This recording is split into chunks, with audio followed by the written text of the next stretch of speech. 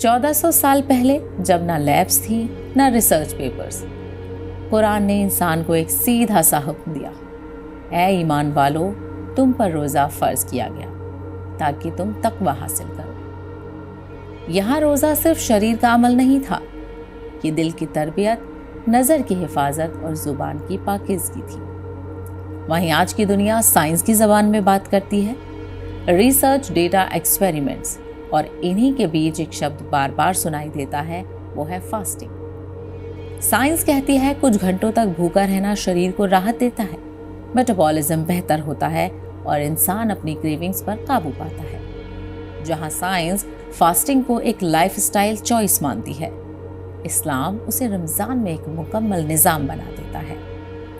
Science ने fasting को experiment के बाद समझा, इस्लाम ने रोज़े को रहमत बनाकर फ़र्ज किया।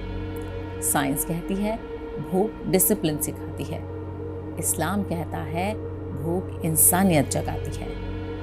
रमज़ान में रोज़ा सिर्फ खाने से रुकना नहीं, बल्कि हर उस चीज़ से रुकना है जो इंसान को इंसान से दूर कर दे। आज साइंस उसी सच तक पहुंच रही है जिसे इस्लाम ने सदियों पहले कुरान की सूरत में इंसानियत को सौंप दिया था। यही रमज़ान है जहां जिस्म भी रोज़े में होता है और रूह भी।